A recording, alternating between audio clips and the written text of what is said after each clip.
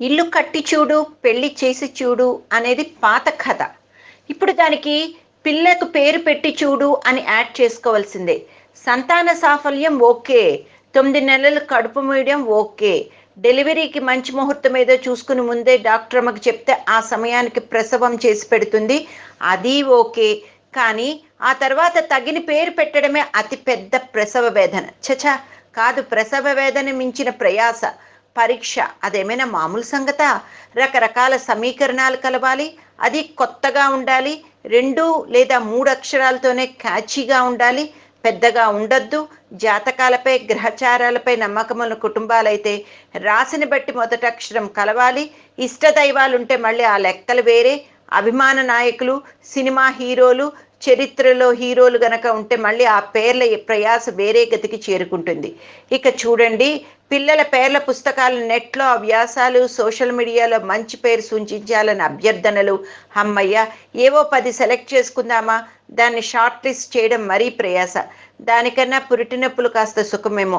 వెనకటికి దగ్గరలో ఏదైనా గుడి ఉంటే ఆ గుడి దేవుడి పేరు పెట్టుకుంటే సరిపోయేది, ఏ జంజాటము లేకపోయేది. వరంగల్, నల్గొండ జిల్లాలో అటువైపు అయితే సమ్మయ్య, సారమ్మ, ఇటువైపు అయితే యాదయ్య, యాదమ్మ.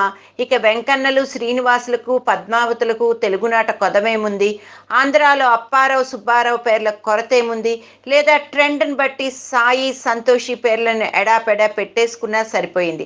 కానీ ఇప్పుడు అలా కాదు కదా. ఇన్నోవేటివ్, క్రియేటివ్, ఇన్ఫర్మేటివ్ పేర్లు కావాలి.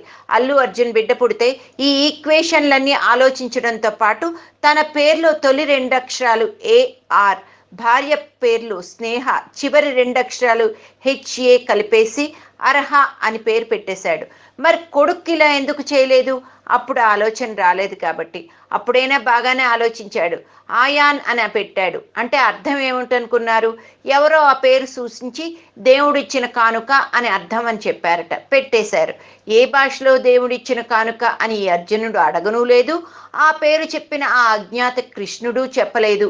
నిజానికి ఆయాన్ అంటే అణువు లేదా బహుళ అణువులో ఎలక్ట్రాన్ల సంఖ్య, ప్రోటాన్ల సంఖ్య సమానంగా లేకుంటే దానిని ఆయాన్ అని వ్యవహరిస్తారు. పోనీలే, పేరుకు తగ్గినట్టుకు మంచి భౌతిక శాస్త్రవేత్త అయితే సంతోషం. బిడ్డ పేరుకు వచ్చేసరికి అనేక ఈక్వేషన్లు మళ్ళీ వచ్చి పడ్డాయి. కొడుకు పేరుకు మ్యాచ్ అయ్యాలా, అదే ఆతో మొదలయ్యే పేరు కావాలి. పైగా తాను సెలబ్రిటీ కదా, ఆ పేరుకు మంచి అర్థాలు ఉండాలి. అర్హ అంటే శివుని పేర్లలో ఒకటి అట. ఇస్లాంలో అర్హ అంటే శాంతి, నిర్మలమైన అని అర్థం ఉందట.